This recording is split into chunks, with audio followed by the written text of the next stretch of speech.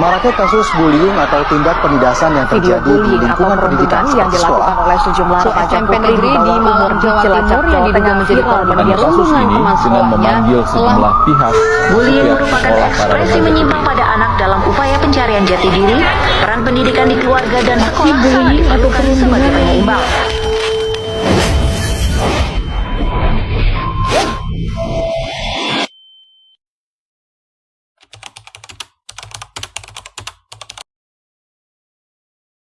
Assalamualaikum warahmatullahi wabarakatuh.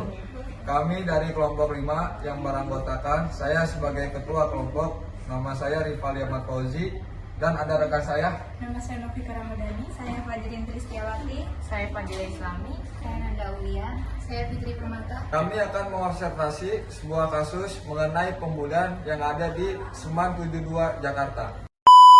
Baik, di sini kita sudah bertemu dengan narasumber kita yang bernama dengan Ibu siapa? Bu Tiana.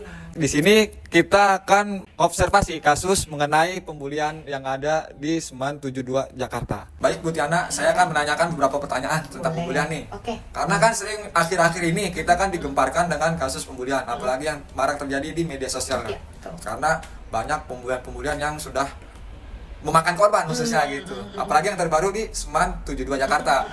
Menurut tanggapan Ibu, bagaimana sih pembulian yang ada di Seman 72 Jakarta itu? Oke, baik. Sebenarnya kita juga harus tahu juga ya, maksudnya sebelumnya tuh dia si siswa ini tuh kenapa gitu kan, sehingga dia melakukan apa ya, bom itu ya, dia itu ceritanya ya, dia melakukan naruh bom gitu kan. Cuman memang yang tersebar di media sosial memang dia katanya dibully gitu kan sama teman-temannya. Banyak sih faktornya. Kalau misalkan pembulian itu kan ada juga mungkin dari lingkungan sekolah, lingkungan temannya di rumah, atau lingkungan di keluarganya sendiri. Jadi kita memang harus menanyakan si anaknya itu tuh kenapa sih, maksudnya melakukan hal seperti itu kenapa, atas dasar apa gitu. Bisa jadi memang dia lagi marah sama salah satu temannya tapi dia tidak bisa mengontrol emosinya, dia jadi meledak-ledak gitu. Berarti seperti itu berpengaruh, sangat berpengaruh itu ya? Ya betul, untuk saat ini sih sangat-sangat berpengaruh ya, karena banyaknya informasi yang benar-benar ditelan bulat-bulat gitu kan. Sebenarnya juga kayak sebenarnya pembulian itu dari dulu juga ada sih ya sebenarnya, cuman memang tidak terekspos aja gitu kan. Tapi kan karena sekarang tuh media sosial tuh sudah gampang sekali diakses, jadinya kita gampang untuk mengekspresikan emosi. Mungkin salah satunya ya, gue nggak terima nih teman gue kayak gini, gue udah marah banget, yaudah pokoknya gue harus merealisasikan emosi gue nih gitu kan. Gimana caranya untuk ngebales orang yang memang udah nyakitin hatinya si siswa tersebut gitu. Untuk yang tadi Ibu bilang, kita kan apalagi sekarang udah zamannya era globalisasi, media sosial itu udah satu video pun udah tersebar kemana-mana. Betul. Menurut tanggapan Ibu Tiana sendiri, dengan adanya media sosial ini, apakah itu menjadi langkah baik atau menjadi langkah buruk bagi kita gitu loh? Sebenarnya plus minus ya, maksudnya balik lagi ke individunya masing-masing. Kita harus mengkonsumsinya tuh harus ada aturan, harus ada batasnya juga untuk mengkonsumsi media sosial, karena kan nggak melulu media sosial itu kan benar adanya gitu kan. Ada juga ya media sosial itu kan balik lagi perspektif orang per individu gitu kan. Baik sekali gitu adanya individu, karena kita sekarang jadi mudah untuk mengakses informasi apapun itu yang ada di luar sana gitu kan. Cuman untuk penggunaan yang berlebihan ya jadinya seperti itu. Gitu. Tapi menurut tanggapan Bu Tiana, ini kan semua udah terjadi dan semua juga kan sudah ada yang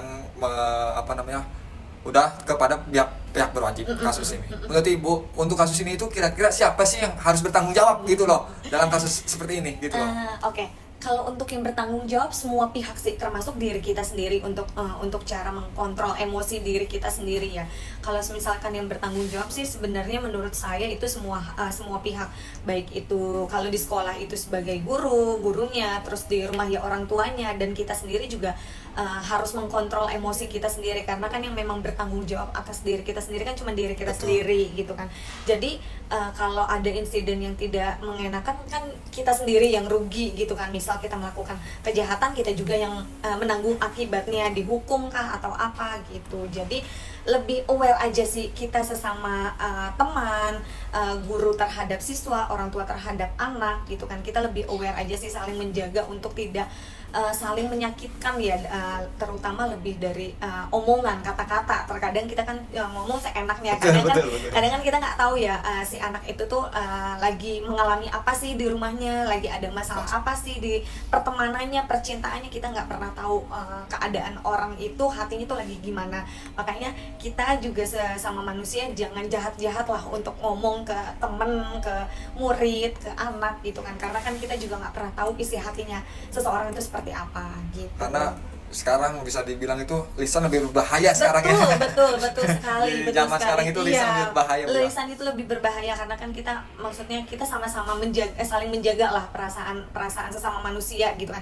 Kita nggak mau nih dicubit ya jangan nyubit lah gitu kan. Kita nggak mau nih dikatain bodoh, ya udah kamu juga jangan ngatain teman kamu bodoh gitu kan. Karena kita juga semua kita berhak kok untuk berteman, kita berhak untuk bahagia, kita berhak untuk merasakan rasanya apapun itu gitu. Makanya sekarang mungkin banyaknya bullying karena seenaknya ya, ngomong tuh bisa seenaknya apapun itu, entah itu mungkin kayak di status juga gitu kan, maksudnya kayak yang kita bikin status untuk siapa ya, kasih dia siapa itu gitu sering kan. terjadi sekarang Sering terjadi gitu kan, kita perasaannya lagi kurang enak, dia nyindir gue nih padahal kan nggak tahu ya.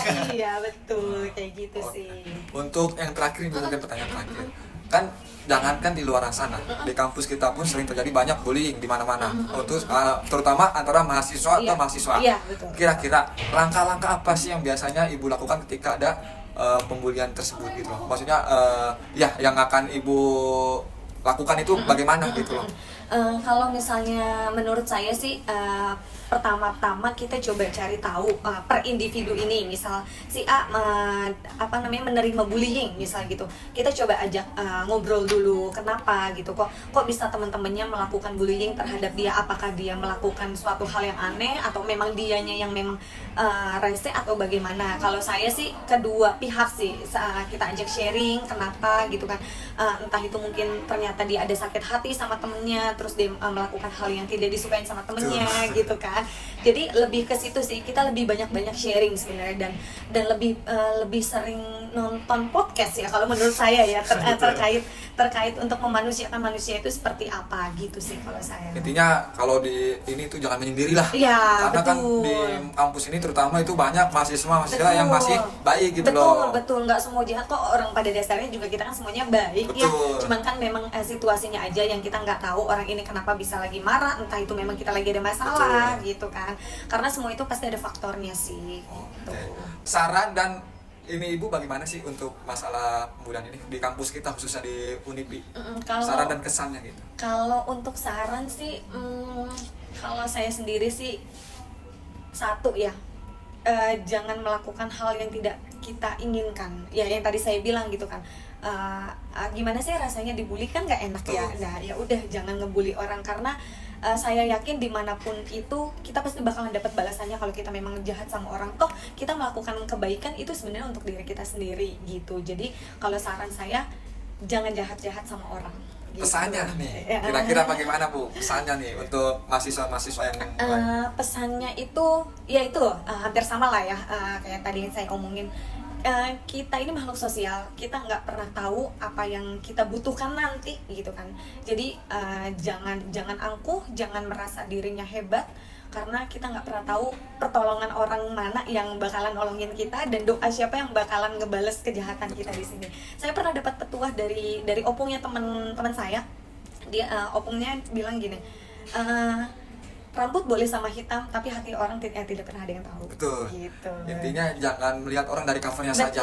Betul gitu, karena kita kan nggak pernah ada yang tahu ya apa yang lagi dia alami gitu kan, apa yang lagi dia hadapi. Jadi jaga lisan aja dan jaga sikap. Gitu. Baik, terima kasih Bu Tiana sudah membantu kami dalam tugas komunikasi bisnis dan tugas wawancara ini. Maaf waktunya terganggu ini. Tidak apa-apa.